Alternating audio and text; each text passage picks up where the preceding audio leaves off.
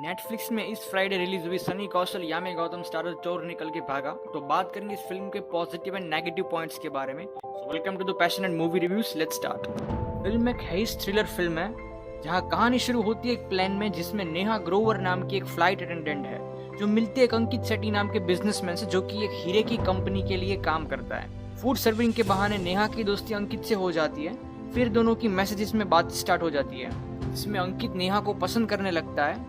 फिर वो नेहा को ड्रिंक पे एंड देन डेट पे बुलाता है। ऐसे धीरे धीरे दोनों के बीच प्यार हो जाता है। फिर एक दिन डेट पे अंकित को एक कॉल आता है, उसमें एक आदमी अंकित को धमकी दे रहा है कि वो उसके पैसे लौटा दे। फिर कुछ गुंडे अंकित के साथ हाथापाई करने की कोशिश करते हैं। जब नेहा इसके बारे में अंकित से पूछती है तो अंकित बताता है कि उसकी कंपनी में एक आदमी ने गड़बड़ करके उसका नुकसान कर दिया था, तो अब ये लोग उसके पीछे पड़े हैं और उसे पैसे देने के लिए या फिर हीरो की चोरी करने के लिए फोर्स कर रहे हैं। ये सुन के नेहा अपने पास्ट के बारे में बताती है अंकित को कि कैसे उसके पापा भी अंडरवुड के सामान रखने का काम करते थे और उनकी आंखों के सामने पापा को मार दिया था, तो वो भी इन सब चीजों से बहुत डरती है। फिर एक दिन नेहा अंकित को बताती है कि वो प्रेग्नेंट है, तो अंकित भी खुश हो जाता है और वो बताता है कि वो रेडी है बेबी के लिए। फिर एक दिन वो लोग शॉपिंग करने के लिए गए हुए होते हैं, वहीं उन गुंडों का कॉल आता है। फिर कुछ बहस होती है उन दोनों के बीच में और वो पैसे देने के लिए मना कर देता है। तो फिर वो लोग वहाँ अंकित को मारने के लिए आते हैं। उनके बीच में नेहा आती है, तो नेहा को पेट पे चोट लग जाती है और इससे उसके बेबी की भी मौत हो जाती है। फिर नेहा फैसला करती है कि वो ये चोरी करेंगे। अब यहाँ तक तो कहानी ठीक ठाक चल रही है टिपिकल फिल्मों की तरह, पर अब यहाँ से फिल्म 5th गियर में चलना स्टार्ट होती है। अब फ्लाइट उड़ती है, पहली ही मुसीबत सामने आती है। जो बंदा पहले हीरे लेके फ्लाइट में आने वाला होता है वो अलग होता है। फिर अंकित नेहा को उसे ढूंढने को बोलता है। वो उसे बताता है कि वो जो हीरे लेकर आदमी आया वो प्लान का कुछ खाएगा नहीं।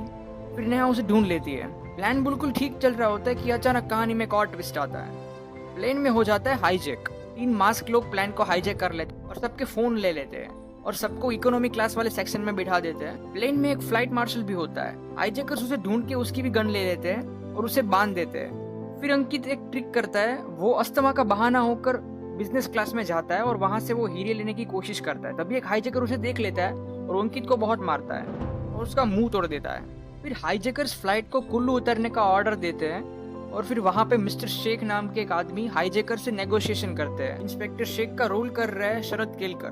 तभी अचानक एक और ट्विस्ट आता है। फ्लाइट मार्शल सुधांशु किसी तरह अपने हाथ छुड़ाकर हाईजैकर्स की गैंग के लोगों को गोली मार देते हैं।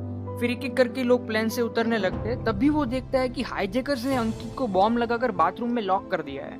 जब वो ये देखता है तो वो बॉम्ब डिफ्यूज करने के लिए बॉम्ब डिफ्यूजिंग स्क्वाड को बुलाता है और जब वो लोग बॉम्ब डिफ्यूज कर रहे होते हैं तभी उनको पता चलता है कि बॉम्ब तो नकली है। और कहानी में आता है और एक ट्विस्ट। अब अंकित जैसे तैसे करके हीरो का फोन लेकर एयरपोर्ट आ जाता है और उसकी जिसके साथ डील हुई है उसको ये फोन ये दे देता है। जब वो लोग देखते हैं तो उनको पता चलता है कि हीरे तो नकली है। और भाई दूसरी तरफ और एक ट्विस्ट, यहाँ इंस्पेक्टर शेख उन हाईजैकर्स की बॉडी लेने के लिए कुछ लोगों को अंदर भेजते हैं, तो भैया वहां से वो बॉडी भी गायब। मतलब प्लान के अंदर जो हाईजैकर्स को गोली मार दी होती है उनकी बॉडी ही नहीं मिलती, यहाँ बॉडी गायब और वहाँ हीरे भी नकली। तो ये हो क्या रहा है फिल्म में, मतलब एक के बाद एक ट्विस्ट का जैसे मेला लगा हुआ है। फिर इंस्पेक्टर शेख समझते इस प्लान को और बताते हैं कि हाईजैक ही नकली था, ये किसी और रीजन से किया गया था। जब हाईजैकर्स की बॉडी नहीं मिलती तो इंस्पेक्टर शेख उस फ्लाइट मार्शल सुधांशु को बुलाते हैं जिसने हाईजैकर को मारा था। पर भाई ऐसा तो कोई वहाँ है ही नहीं, मतलब जिस फ्लाइट मार्शल ने उस हाईजैकर्स को मारा था वही गायब है। फिर उनको पता चलता है कि वो फ्लाइट मार्शल भी नकली था। असली फ्लाइट मार्शल जो है वो भानु, वो तो बेहोश पड़ा था।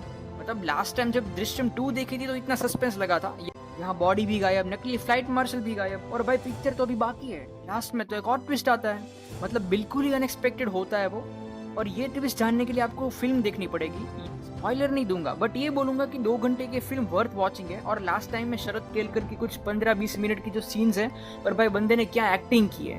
जब लास्ट में पैसेंजर्स के इंट्रोगेशन के लिए बुलाता है तब ऑलमोस्ट उसने मिस्ट्री सॉल्व ही कर ली होती है, तब भी एक और ट्विस्ट आता है। मतलब ये हॉलीवुड के मूवी से भी एक कदम आ गया है। आपको मैं ये फिल्म एक बार जरूर देखने को सजेस्ट करूंगा। आपका संडे बनाने के लिए बेस्ट फिल्म है। तो अगर ये वीडियो अच्छा लगा तो प्लीज लाइक करके सब्सक्राइब करके और नोटिफिकेशन के लिए बेल आइकन प्रेस करिए। मैं मिलूंगा आपसे ऐसे ही किसी एक्साइटिंग रिव्यू में। See you next time, bye bye.